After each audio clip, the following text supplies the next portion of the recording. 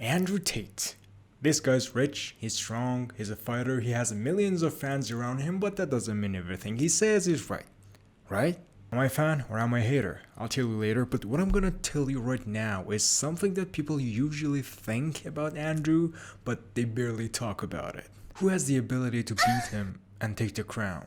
It's not that easy to answer this question because we have a problem here. It's not easy because I think in terms of fighting, there are tons of people who can beat it out of Andrew. But Andrew Tate's ego and personality doesn't end in just fighting. He's multidimensional.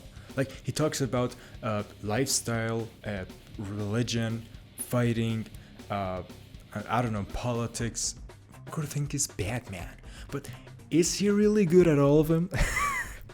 Anyways, we're gonna find another fucker who can beat this guy down not only in a cage match but also in financials and fan base. I have 4 opponents for him. If you have any suggestions, you can comment below. And by the way, if I'm going to make more content like this, I'm gonna need your support. So please don't forget to subscribe and like this video. The first person that I think that could beat Andrew Tate down in life is Conor McGregor. This guy's a fighter, a good one, and I think he has the same amount of confidence that Andrew does, or maybe more, and he's also rich, he also has millions of fans. The only problem he has is that he's physically not a good match for Andrew, because Andrew is much bigger, because Andrew is 6 foot, 188 centimeters, and Conor is 5'9". Like 175 centimeters, like he would dwarf Conor. But recently Conor bulked up. There's like 3 or 4 kilograms weight difference between them. But I think the biggest difference between these two is that Conor is a great fighter, but at the end of the day, he's rich, he's awesome, don't get me wrong. At the end of the day, he's a UFC fighter. But Andrew tries to be something more than that. Like, Andrew has a cult, and the people who follow him, they see him as a god, which is something that Conor doesn't have. Anyways, he's one of the people that I would like to see against Andrew Tate. But the next one, don't panic, don't laugh, just calm down.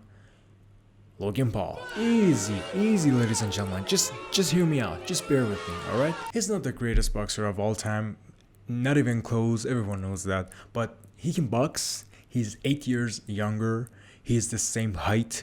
He's super successful, rich, alpha male. Again, he doesn't have Andrew Tate's cult like fan base, but I don't even think that's something Andrew's going to have forever. I think the biggest problem for Logan Paul against Andrew Tate is his fighting skills. But he's young, just give him some time.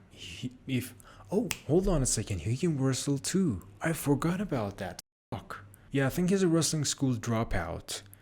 It's better than nothing, come on. Moving on, the next person that I'm going to mention is more serious, and he's a legend in fighting, and that is Hello, I'm feeling beautiful. Mike Tyson. And I'm specifically talking about Mike Tyson at his prime.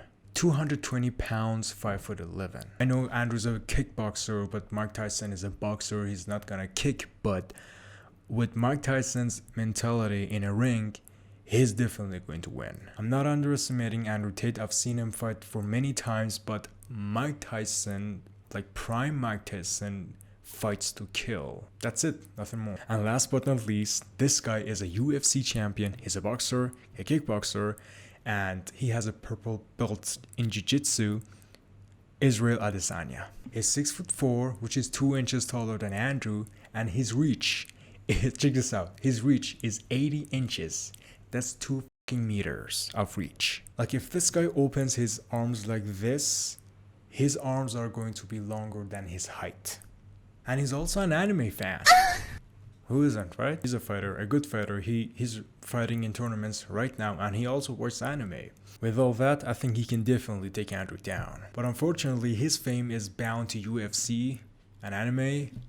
Beautiful contrast, eh? So yeah, he doesn't have Andrew's fame and impact on people, but he's getting more famous every day. Who knows what would happen to him? That's my ace card against Andrew Tate. But what's my subjective opinion on Andrew Tate? I think not everything he says is wrong, and also not everything he says is right.